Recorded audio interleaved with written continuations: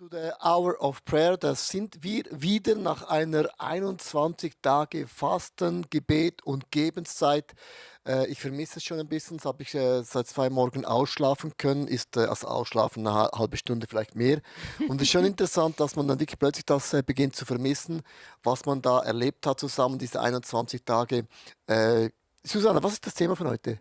Das Thema ist enttäuscht von der Gegenwart von Gott und wir nehmen wieder die Message vom Sonntag durch und beten sie sozusagen durch miteinander. So schön hast du eingeschaltet und bevor wir ins Thema starten, weil es ja gerade um die Gegenwart Gottes geht, möchte ich beten.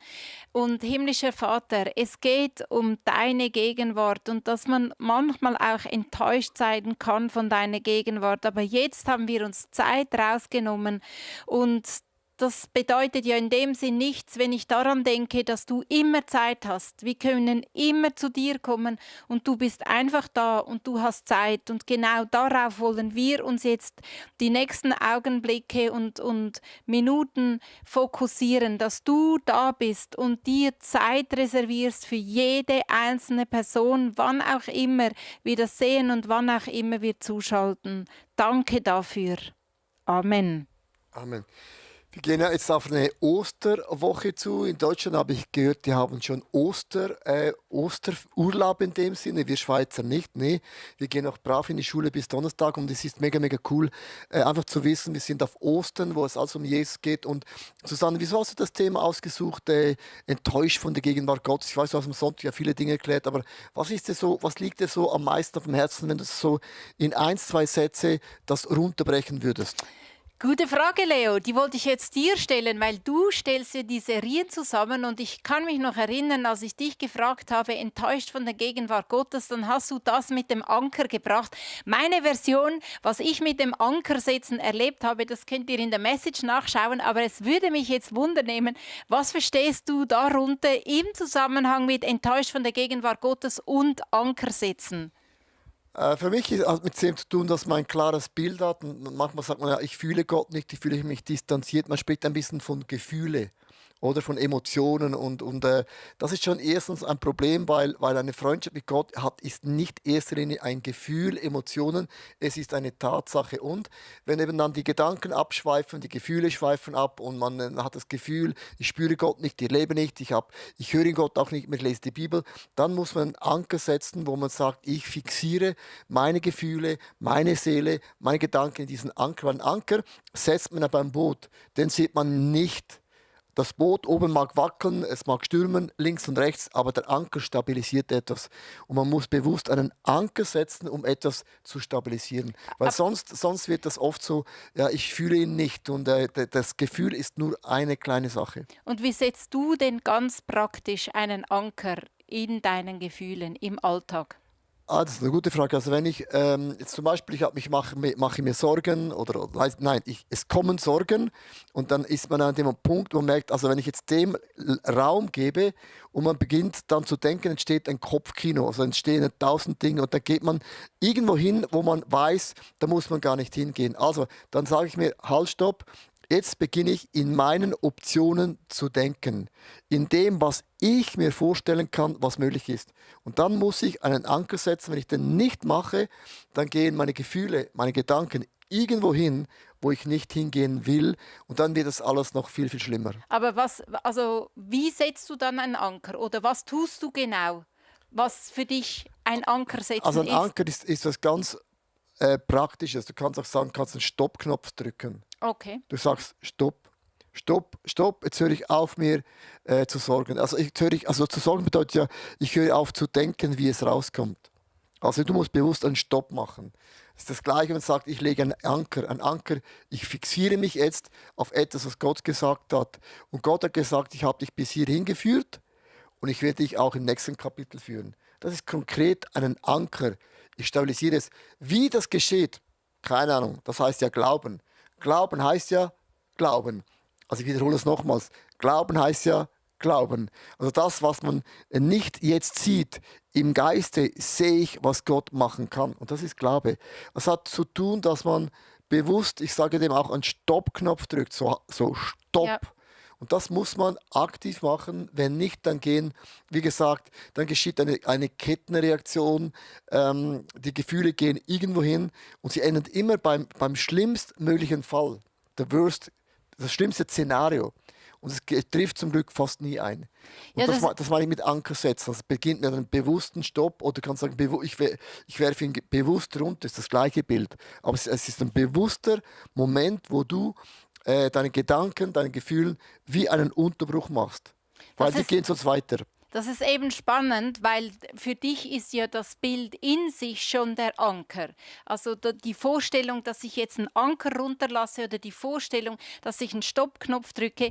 Und für mich war das eben nicht ein Anker. Und ich habe nachgelesen und so spannende Sachen gelesen, weil hast du gewusst, dass Ankersetzen auch in der sozusagen nicht-christlichen Welt eine Methode ist, die man verwendet, um die Widerstandskraft, die Resilienz zu erhöhen. Das heißt, man nimmt eben ein Gefühl, wenn man Stress hat, wo man sich dranhält und damit kann man sich beruhigen. Man nimmt ein Bild oder man nimmt einen Geruch oder einen Geschmack oder irgendetwas. Und das hat mich dann mehr angesprochen, weil das ist eigentlich genau die Art und Weise, wie ich zum Beispiel, das habe ich auch in der Message erklärt, meinen Jahresvers mir vor Augen male und dann immer ein Bild habe, auf das ich zurückgreifen kann. Also du hast ja offensichtlich das Bild vom Anker. Und ich würde jetzt gerne beten, dass der Heilige Geist dir ein Bild gibt, das du hervorrufen kannst, wenn du in einer Stresssituation bist, wenn du in Not bist, oder wenn du dich gerade weit weg von Gott fühlst, was kannst du in Erinnerung rufen? Oder welches Erlebnis, das du mit Gott gemacht hast, das du in Erinnerung rufen kannst? Du hast gesagt, er hat mir bis hierhin geholfen, das ist auch ein Erlebnis. Und lass uns einfach einen Moment den Heiligen Geist bitten, dass er genau dir jetzt so einen Anker schenkt. Vielleicht ist der Anker in sich ja schon das Bild. Dann ist auch gut. Vielleicht erinnerst du dich an eine Situation, wo er geholfen hat, wo du wieder hervorrufen kannst. Und Heiliger Geist, hier sind wir.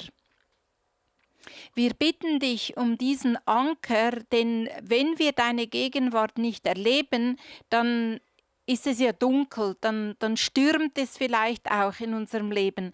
Dann brauchen wir eine Erinnerung oder ein Bibelvers oder eine Zusage oder ein Bild, das uns hilft, zu verstehen, dass du trotzdem da bist.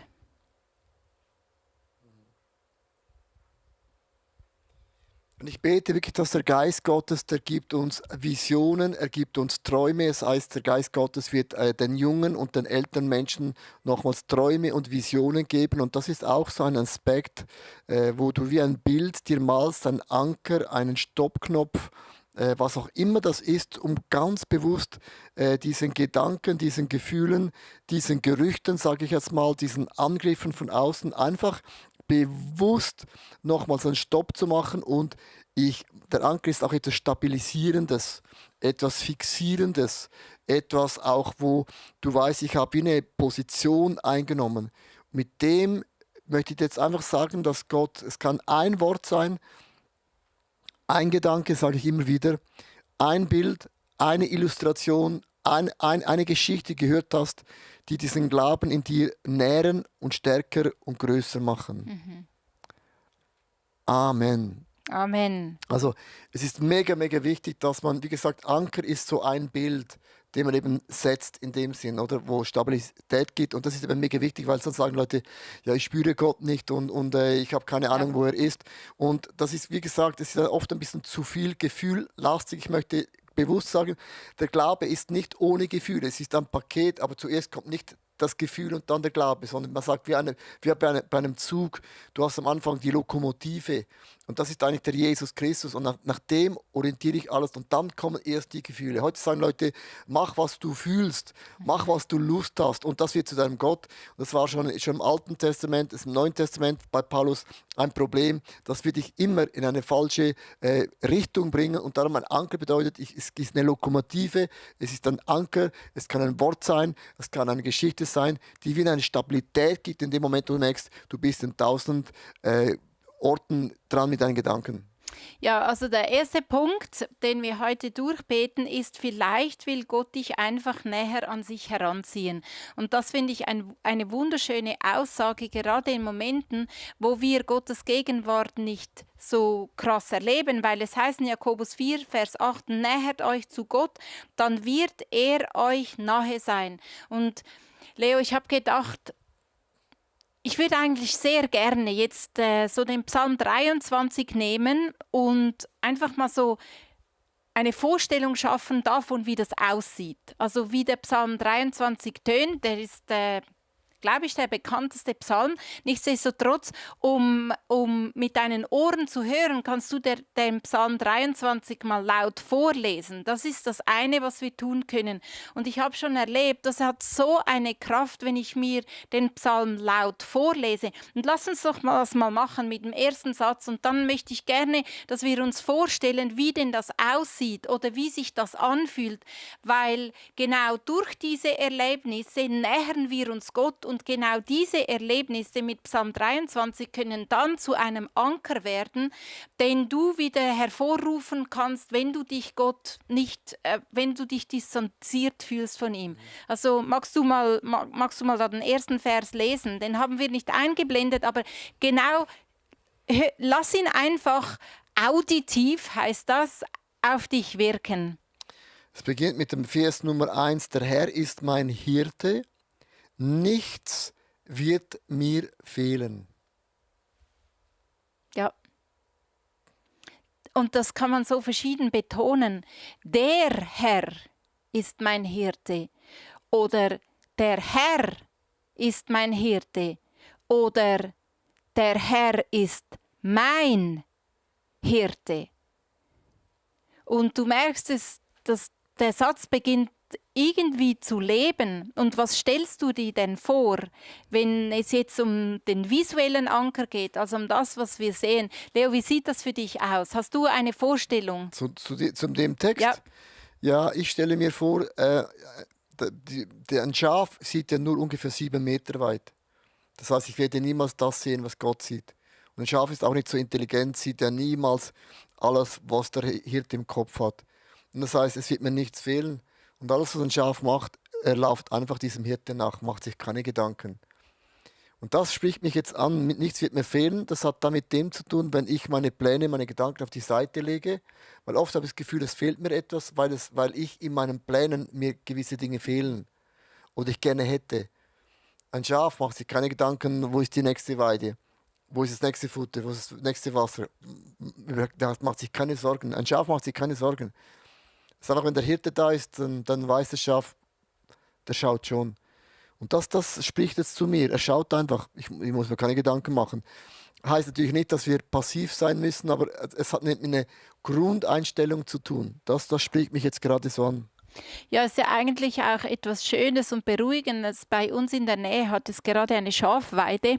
Was mir in den Sinn kommt, ist, dass die eingezäunt sind. Also die können nicht abhauen, sie können sich nicht verirren, sie wissen einfach, das ist mein Rahmen, der sichere Rahmen und da grasen sie und sie grasen so lange und sie müssen sich auch nicht kümmern, wo ist wohl meine nächste Grasstelle, weil sie wissen, also das heißt, sie wissen das noch nicht mal, aber wir wissen, dass ein Hirte kommt und sie, sobald das abgegrast ist und er ist verantwortlich und er schaut, ob das noch genug Gras und genug Nahrung hat für die Anzahl Schafe, die da drauf sind und dann zieht er einfach weiter. Und für das können wir jetzt zusammen Danke sagen. Das ist wirklich so ein Statement, das ist auch ein Anker setzen. Ein Anker setzen, wo du sagst, Vater im Himmel, ich danke dir, bist du der gute Hirte, das heißt, du bist nicht ein schlechter Hirte. Im Ezekiel heißt es auch, es gibt schlechte Hirten, die die Schafe verkümmern lassen, nicht sorgen, sie in die falsche Fährte bringen, ihr Fell nicht scheren, Hauptsache es gibt ihnen Gewinn. Aber du bist der gute Hirte. Und ich danke dir, dass du in meinem Leben hast du wie eine Linie gezogen, du hast einen Weg gegangen, auch da, wo ich die falschen Wege gegangen bin, hast du mich dennoch genommen und wieder integriert in deinen göttlichen Plan. Und ich staune über deine Güte, ich staune über deine Geduld, ich staune über deine Treue, dass du den Glaubensfaden ist zu mir nie abgebrochen. Das ist einfach dein wunderbarer Charakter. Und ich gebe dir die Ehre, zu wissen, ich bin dein Schaf, ich sehe nicht so weit, wie du siehst, ich habe nicht den Verstand, um alles zu erklären können, was du machst und was du tust und bewegst, aber, und jetzt kommt das Aber, ich bin dein Schaf, ich vertraue dir blind, sagt man, ich vertraue dir blind, weil ich das bis jetzt erlebt habe, ich bin nie zu kurz gekommen. Du hast mich immer überrascht mit Dingen, die hatte ich nicht auf dem Radar, ich hatte es nicht auf dem Schirm, es war nicht geplant und ich habe dann gestaunt, wie in aller Welt war dann das wieder möglich. Und das beweist immer wieder deine Größe, deine Güte und deine Möglichkeiten. So, ich setze diesen Anker und das ist ein simpler Anker. Du bist mein Hirte, ich bin dein Schaf, aber ich höre und ich folge dir von Herzen nach. Das ist so ein Anker setzen. Merkst du, Gebete ist eigentlich nichts anderes. Man setzt Anker. Ja. Auch wieder. Man spricht Dinge Ja. aus und an denen man sich dann festhalten kann. Und im Psalm 34, Vers 9 steht ein Vers, den kenne ich schon lange, aber so, was er eigentlich bedeutet, wird mir erst nach und nach so bewusst. Hier steht, schmecket und sehet, wie freundlich der Herr ist.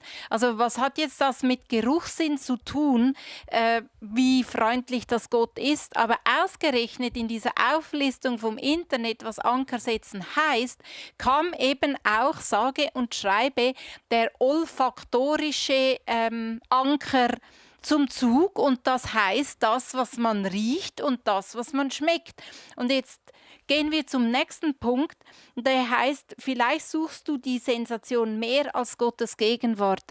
Ich komme immer mal wieder an den Punkt, wo ich sage, jetzt brauche ich irgendein Wort von dir, Gott im Himmel. Jetzt spricht zu mir durch einen Psalm, durch dies und das und dann kommt nichts und dann gehe ich ausgerechnet zum Psalm 23 und denke, ach, der ist doch schon, der kennt man doch schon in- und auswendig und immer wieder bekomme ich genau dadurch Zusagen und ermutigt mich dieser Psalm einfach. Und deswegen lass uns mal überlegen, wie den Psalm 23 schmeckt. Also wie würde jetzt der erste Vers schmecken oder riechen? Ja, man kann auch sagen schmecken. Also schmecken, wir sind Schweizer, wir sagen das anders. Das ist ja das, was man mit der Zunge Riechen, wahrnimmt riechen. oder riechen. Riechen ist mit der Zunge. Nein, schmecken ist mit der Zunge, riechen ist mit der Ja, Nase. genau. Wie riecht? Der Herr ist mein Hirte, mir wird nichts fehlen. Da stelle ich mir so vor, wie wenn am Morgen früh die Sonne aufgeht. Also da ist noch ein bisschen Nebel da und die Sonne geht auf und das gibt einen wunderbaren Geschmack von einer Mischung von ganz, ganz frisch und dann kommt die Wärme rein. Ist jetzt ganz, ganz Spezielles. Das stelle ich mir jetzt vor in dem Sinne, weil es ist wie ein Neuanfang für den Tag, spreche ich. Also ich schmecke, heute ist ein neuer Tag, es hat wie ein neues Blatt Papier, es sind neue Möglichkeiten. Du kannst es auch vorstellen jetzt für dich, wie fühlt sich das an, wenn Gott in deiner Ehe etwas Neues macht, wenn Gott in deiner Gesundheit dich wiederherstellt, wenn Gott deine Perspektive, was eine Kirche angeht oder eine Gemeinschaft mit den Gläubigen angeht, deinen Beruf, deine Leidenschaft, so wie was Neues reinkommt, das hat einen Geschmack, ja. Vielleicht ein bisschen, im ersten Moment ein bisschen ein komisches, sich zu vorstellen, aber man denkt eben immer nur im Kopf. Aber der Glaube hat alle Sinne. Wenn du riechst das und es schmeckt. Ich wollte mir jetzt effektiv vorstellen, wie das riecht, wenn mir nichts fehlt. Und habe aber gemerkt, eigentlich habe ich jetzt mir ein Gefühl dafür vorgestellt, weil ich habe meine Augen zugemacht und dann habe ich meinen Schrank gesehen und es ist dunkel und am Morgen früh, wenn ich kein Licht mache, dann weiß ich, okay, dort liegen meine Kopfhörer, die ich jetzt brauche, dann taste ich da hin und es ist einfach da. Und das habe ich mir überlegt, wenn mir nichts fehlt. Das sind alles so. Das tut einfach gut, weil einem die Wahrheiten aus der Bibel so viel näher gehen. Okay, du tastet dich, weil du nicht siehst, aber du spürst den Hirten. Du weißt, dass er da ist. Du siehst es zwar nicht und du hörst ihn vielleicht auch nicht, aber du spürst ihn. du spürst ihn. Das ist jetzt spüren, das ist noch nicht schmecken, aber ich weiß ehrlich gesagt auch nicht, wie Jesus riecht, aber das wäre jetzt zum Beispiel eine nächste Herausforderung. Habe ich schon am Sonntag gesagt, habe ich noch nicht gemacht. Was ich damit einfach sagen will, vielleicht suchen wir eine Sensation anstatt Gottes Gegenwart. Und es ist nicht nur vielleicht, sondern es ist so, dass Gott dir nicht einfach nur die Dinge schenken will, sondern er hat sich ja selber verschenkt. Und ich möchte in Johannes 6, Vers 30 und 31 lesen, wenn wir an dich glauben sollen, haben Leute aus seinem Kreis gesagt, wandten sie ein, musst du uns schon beweisen, dass du im Auftrag Gottes handelst. Kannst du nicht ein Wunder tun, vielleicht so eins wie damals, als unsere Vorfahren in der Wüste jeden Tag Manna aßen? Es heißt ja schließlich in der Heiligen Schrift, er gab ihnen Brot vom Himmel zu essen. Und sie wollten eine Sensation. Sie wollten ein Wunder. Genau, das ist also der Kick, den wir wollen. Und das ist natürlich grundsätzlich ein Challenge, weil dann bist du eigentlich, man sagt, so ein bisschen wie ein jemand, der Drogen nimmt, der braucht immer mehr, immer eine Dosis mehr. Und ich sage nicht, Gott ist ein spektakulärer Gott, Gott ist ein Gott für der Wunder, Gott der Zeichen, Gott kommt mit allen möglichen Facetten. Aber wenn ich die Sensation immer suche, dann brauche ich immer ein bisschen mehr und mehr. Und dann ist eben mein Glaube ist nicht abhängig von der Person, sondern von dem, was er tut und was er bewegt. Und dann wird man immer enttäuscht sein. Und darum finde ich das mega, mega wichtig, wenn man in die Länder geht, wo Christen verfolgt werden, da sieht man die krassen Wunder. Also das ist gewaltig, weil da muss ja Gott eingreifen in dem Sinne. Wenn Leute sagen, wo sind die Wunder Gottes, dann sage ich, dann muss ein Land gehen, wo die Armut groß ist. Weil wir haben viele Wunder von Essen, von Spital, von Medizin. Und wir denken, das ist total normal. Nee, das sind Wunder, die geschehen ist durch Technologie, dass man oft auch unterschätzt und man wird auch immer älter. Und dann gehst du in solche Länder hinein, wo du merkst, der Glaube ist für sie nicht ein Glaube, weil sie ein spektakuläres Wunder leben, sondern sie glauben, weil sie haben erlebt, dass Jesus ist ihr Erlöser. Punkt. Und das ist dann gerade alles. Nicht nur Jesus plus ein Haus, Jesus plus die Gunst, Jesus plus einen guten Job. Die haben nichts von dem. Also ich habe jetzt Geschichte gehört am letzten Wochenende. Ein Pastor hat gepredigt in Pakistan. Da kommt die Polizei rein, schießt auf ihn in den Unterleib hinein, 10 Kugeln. Er geht in das Spital, es wird rausgenommen. Nach 10 Monaten ist er wieder fit und er geht raus. Was macht er? Predigt wieder das Evangelium. Und hat gesagt, und wenn ich sterben würde, das können wir uns fast nicht vorstellen, würde man sagen, da also ein bisschen kleiner zu fahren. Nee, es ist eine Einstellung. Ich habe den Jesus erlebt als den Messias, er, der mir alle meine Sünden und Fehler vergibt. Und die haben eine andere, wie Substanz. Und das ist nicht Jesus gleich die Sensation und Gefühle und die Worship ist gut und die Kleingruppe ist gut und wie toll der Prediger predigt. Das ist alles nicht unwichtig, aber das ist nicht das Wichtigste. Und wenn ich so in mein Gefühl reinkomme, das Gefühl habe, ich erlebe Gott nicht, dann denke ich, Anker, jetzt kommt der Anker wieder, ich setze einen Anker und sage, Leo, es gibt Millionen von Brüdern und Schwestern in der Welt, die verfolgten Christen, die würden dir und mir uns eine Kopfnuss geben. Und dann sagen wir, was seid denn ihr quasi gar keine Christen? Weil ihr nehmt das Kreuz gar nicht auf euch, ihr werdet gar nicht verspottet. Also alle diese Dinge, die ich auch nicht will. Und man muss auch da wieder einen Anker setzen. Also das bedeutet eben, dass man plötzlich so in eine Sensationsevangelium reinkommt. Und das ist gefährlich, weil am Ende vom Tag, es ist nicht die Substanz, die mich glücklich macht. Und du kannst das Prinzip nehmen über alles. Für deine Familie, für deine Freundschaft, für deine Kirche. Am Anfang ist man so begeistert, eben ist alles neu und dann geht es nur noch runter. Und man muss Anker setzen und sagen, was ist dann der Grund, dass ich glaube? Ja, und das heißt im Römer 10, Vers 17, es bleibt dabei, der Glaube kommt vom Hören. Und deswegen, Leo, lies uns doch noch ein bisschen weiter und du kannst dich, wenn das möglich ist, vielleicht fährst du Auto, dann ist Entspannen relativ, aber lass uns einfach noch mal hören, weil der Glaube kommt von Hören und das ist etwas, was wir immer tun können. Psalm 23, wenn wir uns von Gott fern fühlen, wenn wir enttäuscht sind von seiner Nähe, weil er nicht so reagiert, dann lass uns Psalm 23 lesen, weil den können wir haben ja eine Bibel oder auf dem Handy, die elektronische Bibel, können immer Psalm 23 lesen, kurz auf Toilette Psalm 23 lesen und lass uns ihn jetzt noch ein paar Sätze mehr Also ich beginne hören. nochmal zu Vers 1. Der Herr ist mein Hirte, nichts wird mir fehlen. Er weidet mich auf saftigen Wiesen, also richtig saftig, und führt mich zu frischen Quellen. Also man hat das Wort, es wird mir nichts fehlen, es ist saftig und es ist frisch. Also alleine diese Wörter sind schon sehr, sehr bewegend. Er gibt mir neue Kraft. Er leitet mich auf sicheren Wegen. Er macht seinem Namen damit alle Ehre. Auch wenn es durch dunkle Täler geht, fürchte ich kein Unglück, denn du, der Herr, bist bei mir. Dein Hirtenstab gibt mir Schutz und Trost. Du lässt mich ein und bedeckst mir den Tisch vor den Augen meiner Feinde. Du begrüßt mich wie ein Hausherr seinen Gast und füllst meinen Becher bis zum Rande. Deine Güte und deine Liebe begleiten mich Tag für Tag.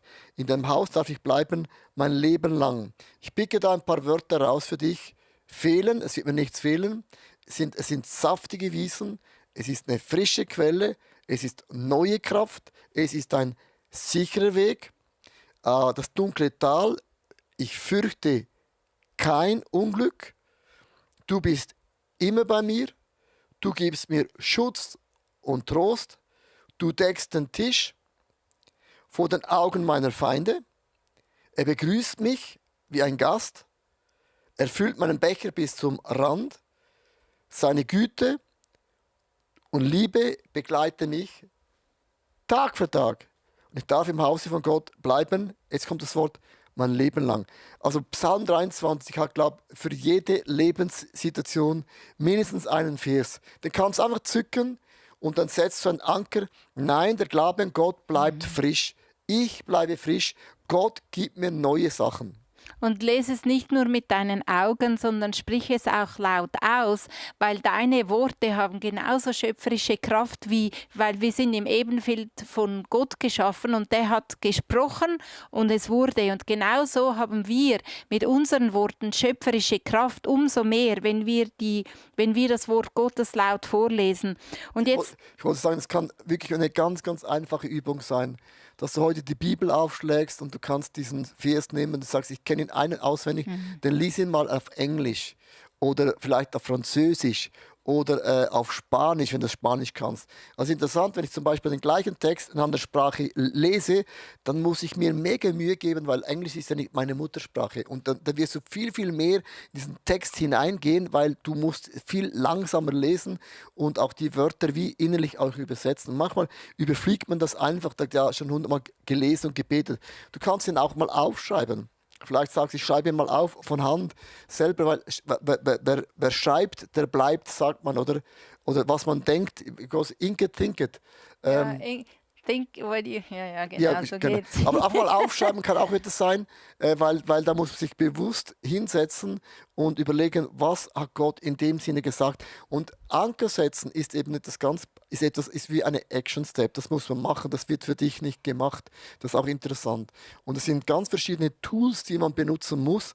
Aber wichtig ist, wenn Sorgen, Probleme, Unglaube, Eifersucht, Zorn, was immer kommt, du musst den Stoppknopf drücken oder sagen, hey, jetzt setze ich den Anker. Ich lasse den Gefühlen nicht diesen Raum. Ja, und als letztes kommt dann vielleicht, also für heute, vielleicht hat sich dein Herz verhärtet. Auch das kann ein Grund sein, warum du dich fernfühlst von Gott und seine Gegenwart nicht wahrnehmen kannst, nicht spüren kannst, weil du bist enttäuscht von Gott. Und jetzt hat Leo diesen Psalm vorgelesen, der Psalm 23, und ich meine, das ist ein schöner Psalm, aber vielleicht löst das etwas bei dir aus, die einzelnen Worte, wo du sagst, ja, deine Güte und Liebe begleiten mich Tag für Tag. Schön. Nein, das ist in meinem Leben nicht so. Ich kann das nicht so sehen. Und dann wird etwas hart in unserem Herzen, ohne dass wir das so vielleicht ganz bewusst realisieren.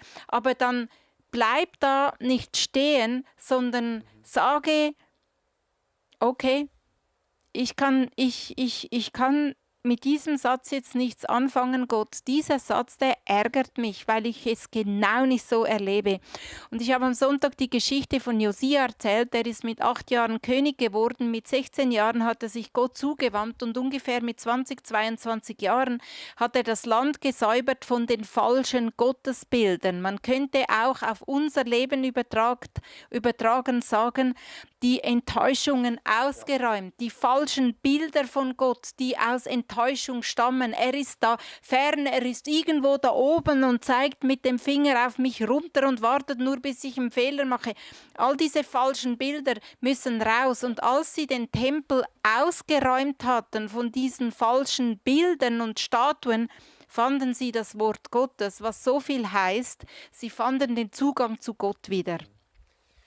Ich lade dich ein, es ist auch eine Gebetszeit, jetzt auch mal auch das Gott hinzuhalten, wo du merkst, du bist hart geworden. Das ist nicht im ganzen Glauben so. Ich sage immer, es kann ein Aspekt sein. Ein Aspekt, wo du wirklich frustriert bist und der blockiert auch. Und in diesem Aspekt musst du wissen, der Teufel hat eine Muttersprache, das ist Lüge. Das ist seine Muttersprache. Und er lügt andauernd. Und dann kommt etwas hinein und sagt, das Wort nie mehr. Es kommt nie mehr gut. Gott wird sich an dem Punkt nicht erbarmen. Du hast das verkackt. Du hast zu wenig Glauben. Und dann kommt immer diese Schiene zu wenig. Und wenn ich ehrlich bin und ich mein Leben anschaue, ich habe immer von etwas zu wenig. Das ist eigentlich gar kein Thema. Und Vater, ich bringe dir meine Niederlagen, meinen Frust und auch diese Enttäuschungen, wo Dinge auch mit Jesus nicht so rausgekommen sind, wie ich mir das vorstelle oder wie ich das auch lese in der Bibel, wie ich das auch interpretiere. Und man nimmt natürlich eine Geschichte raus und denkt, das ist dann immer für alle genau gleich. Und dabei ist nur eine Geschichte von vielen Arten, wie Gott eben bewirkt hat. Und ich lade dich ein, einfach das auch auszusprechen, wo du enttäuscht bist. Ja. Sprich es einmal aus. Vielleicht hast du es schon 100-mal gemacht. Aber wenn man merkt, man hat keinen Frieden geschlossen im Herzen und es immer wieder kommt, dann ist es eben noch nicht gelöst. Und ich bringe dir, Jesus, wirklich diesen Schmerz, diese Niederlage, diese Enttäuschungen, alles, was ich erlebt habe. Und ich bin nicht mehr bereit, dass mein Herz hart wird. Es wird verstockt. Und da kommt wie eine Ente, es kommt Wasser auf, aber es prallt ab. Und ich bin nicht mehr bereit, dass dein Wort bei mir abprallt, sondern ich öffne mein Herzen nochmals für deine Dimension. Und gerade wenn es darum geht, dass Dinge uns enttäuscht haben und darum das Herz verhärtet hat. Und wenn ich im Psalm 23 lese, da bin ich bei Vers 5, wo ich mich zum Beispiel wenn ich mich nicht willkommen fühle oder wenn du an einer Situation hängen bleibst, du fühlst dich einfach grundsätzlich nicht willkommen, dann kannst du dieses Gefühl jetzt aussprechen und sagen, Jesus, ich fühle mich in dieser Gruppe einfach nicht willkommen. Ich fühle mich abgelehnt. Und du gibst das Jesus ans Kreuz. Das ist das, was wir an Ostern feiern. Er hat mit seinem Blut bezahlt. Und was du dafür nehmen kannst, ist, du begrüßt mich. Du begrüßt mich. Und wenn du dich abgelehnt fühlst, dann kannst du dieses Gefühl von Ablehnung aussprechen und sagen, so fühle ich gebe das ab und ich nehme das, dass ich begrüßt werde. Ich werde gesehen von dir, Gott im Himmel, und ich empfange das. Oder wenn du das Gefühl hast, du gehörst nicht dazu, an deinem Arbeitsplatz, du wirst gemobbt, du bist ausgeschlossen, du fühlst dich vielleicht ausgeschlossen in deiner Familie, dann kannst du das Gott abgeben und das benennen. Und das ist, was du fühlst, das kannst du als wichtig nehmen, weil du fühlst es so, aber es ist nicht das Endstadium, sondern du gibst es ab beim Kreuz und sagst, ich bin eingeladen. Ich bin eingeladen, bei Gott am Tisch zu sitzen und es wird sich etwas in deinen Gedanken und dann auch in deiner Wahrnehmung ändern. Oder wenn du das Gefühl hast, du kommst zu kurz.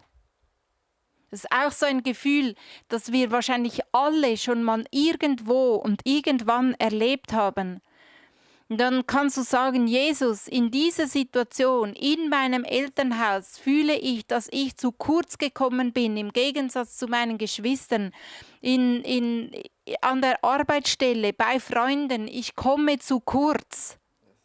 Und ich gebe das dir ab und ich empfange, dass du füllst meinen Becher bis zum Rand. Und ich tausche das aus. Und du kannst den Psalm 23 einfach nochmal durchlesen, wo du merkst, dass deine Quellen fühlen sich ausgetrocknet an. Deine finanziellen Quellen sind ausgetrocknet. Du siehst nicht mehr weiter. Dann sag das diesem Gott im Himmel. Dann bring das ans Kreuz und sag, meine finanziellen Quellen sind ausgetrocknet. Aber du sagst, dass du mich zu frischen Quellen führst.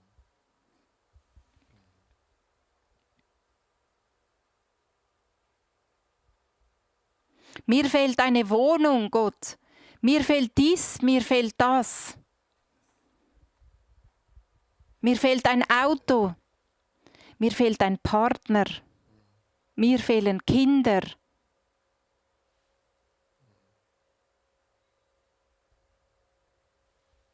Und ich bringe das dir. Und du sagst, dass du meinen Mangel ausfüllen wirst. Und das heißt, dass ich keinen Mangel habe. Und etwas fehlen ist etwas anderes als Mangelerscheinungen. Mangelerscheinungen sind ungesund. Wenn etwas fehlt, heißt es nicht automatisch, dass es ungesund ist oder dass du weniger wert bist.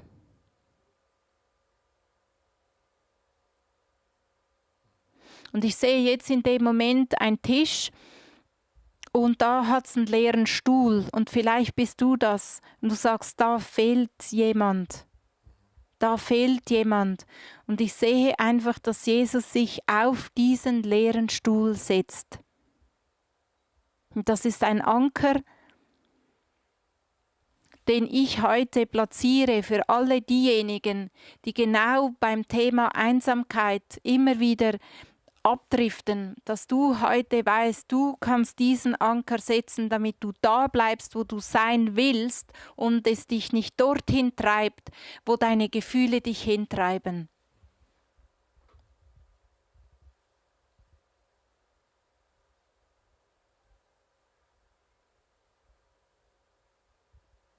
Und fehlen bringen wir dir, himmlischer Vater. Und es wird ersetzt durch nichts wird mir fehlen. Mir fehlt nichts, weil du auffüllst, weil du der Hirte bist, himmlischer Vater. Weil du mein Hirte bist. Mein. Es ist ein Unterschied, ob du ein Hirte bist oder ob du mein Hirte bist. Du sorgst gut für mich.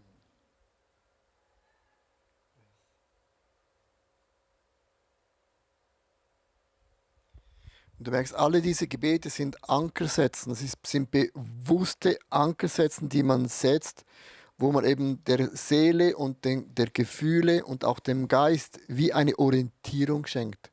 Und man sagt auch da, wo man hinschaut, da geht man hin. Wenn du im Auto fährst und du verlierst die Kontrolle über die Kurve und da ist ein Baum vor dir, dann schaust du nicht den Baum an, du schaust auf die Straße zurück und dann bringst dein Auto da wieder zurück, da wo man hinsieht.